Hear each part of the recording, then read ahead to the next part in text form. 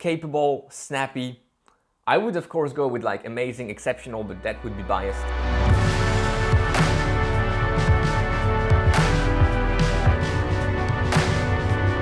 Hey everyone, and welcome back on the channel. My name is Alex, and today we are comparing the Nike Streakfly first impression review, just released on the channel. You can go check it up here, upper right hand corner. It's supposed to be a 5K, 10K shoe. It's written here on the shoe. And yes, I'm comparing it for the first comparison video against the Rebel V2 and the Pegasus Turbo 2, which are not marketed as 5K, 10K racers. Why is that? Simple reason, because I think this is not a 5K, 10K racer, and I think it compares very well with the Rebel V2, and many people also thought it could be a replacement for the Pegasus Turbo line, Pegasus Turbo 1, Turbo 2. So I think this is the most relevant comparison to begin with. Let's start with the specs and weight. And here, there are really two different classes. 181 grams for the Streakfly, super lightweight, the most lightweight road shoe that I measured. And then we have these two, 226 and 236. Not bad, actually quite good in my size US 11, but two different worlds. And there's a lot of good things about the Streakfly that come from that very low weight. Should it be in that 230 range? I think the assessment would have been different, but we'll come back to that. Stack heights, we're looking at 32.26 on this one, 6mm drop, 26.20 on the Rebel, 6mm drop as well, and 28.18, 10mm drop, so very different drop here on the Turbo 2.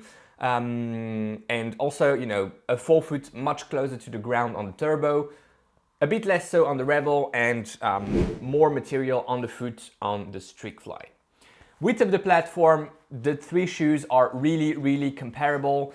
The one difference between the three is in the midfoot, and the platform is really wider here on the Rebel, whereas the Streakfly has the most narrow of the three platforms here. Last but certainly not least, Durometer scores. We're looking at something quite interesting here with the Rebel, the fuel cell midsole here on the Rebel being the softest of the three compounds at 25 on the Durometer scale. Then we have the very soft ZoomX on the Streakfly at 28. And then only we have the dual layer foam, the dual layer midsole, here with some ZoomX on top, 32, 33 on the Durometer scale, and React foam underneath, 35, 36 on the Durometer scale. You have the numbers on your screen.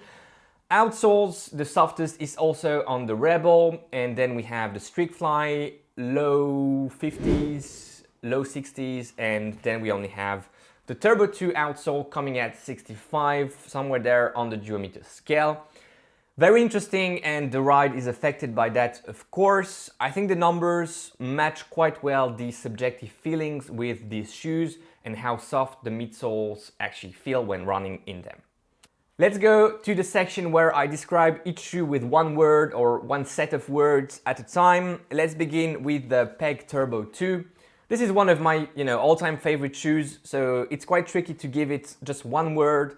But if I had to choose, I would probably say something like capable, snappy, and accommodating, capable, snappy. I would of course go with like amazing, exceptional, but that would be biased. I'm trying to give you words that do not put too much of my liking or not of the shoe in the assessment.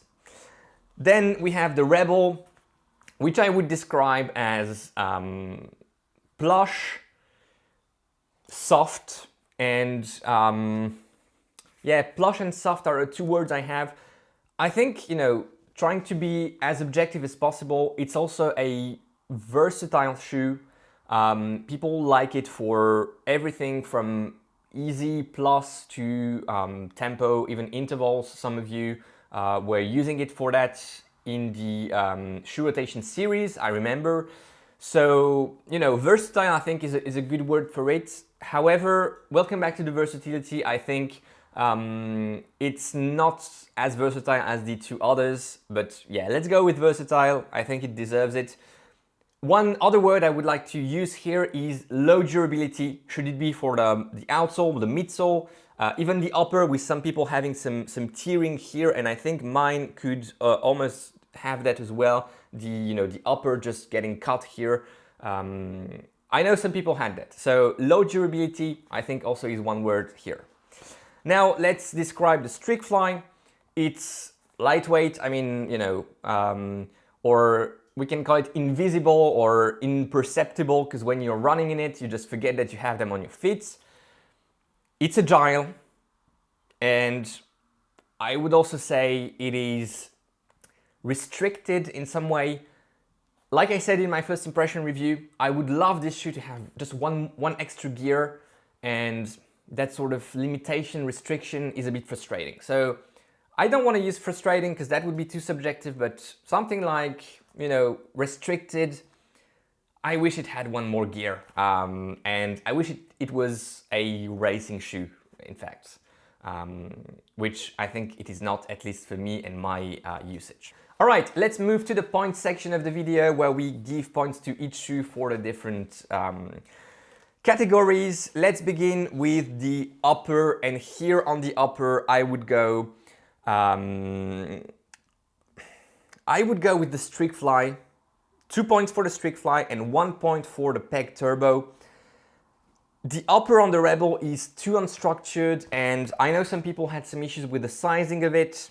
It's not a bad upper at all, but the durability also is a concern here, so 0 points for the Rebel. Laces, I know this is a funny section and some of you don't understand that I'm rating laces, but I think laces are important. I would go with 2 points for the Peg Turbo and 1 point for the Rebel. The Streakfly laces are too thin and, yeah, too thin. I don't know if you can see them right. Okay, that's looking good.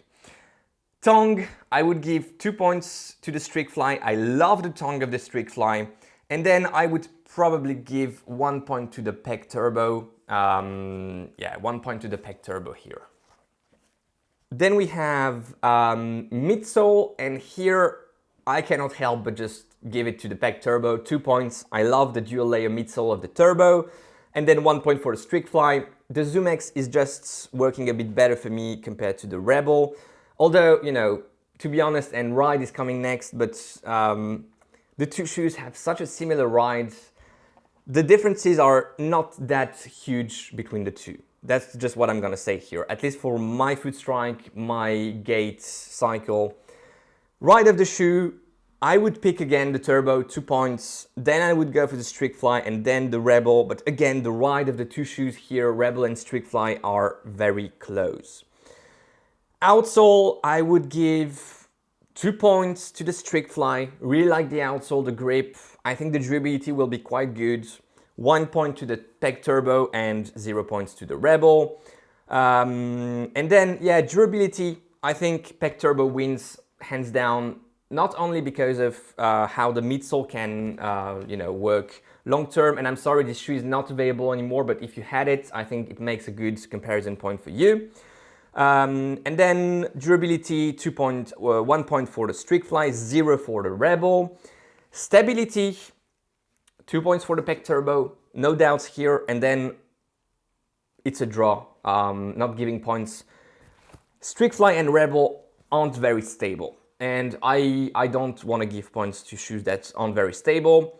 The two foams are quite soft. They don't have any stability features. It's not the purpose, I know, but they don't have it. So 0 points for each of them. Last but not least, price point, and here Rebel has 2 points. I think it's a bit cheaper than the Streakfly. Then Streakfly, 1 point, and Peg Turbo, which was 180 euros back in the days when it was sold, gets 0 points here. All right, and now, which is my favorite? How would I use them? How would I recommend them? Peg Turbo has my preference by quite a landslide. It's just such a versatile, pleasant shoe. I loved it. I had so many pairs of it. It was durable. It was very capable of all sorts of paces. I ran a marathon in the Peg Turbo 1. I love this shoe. That's all I can say. I just love this shoe.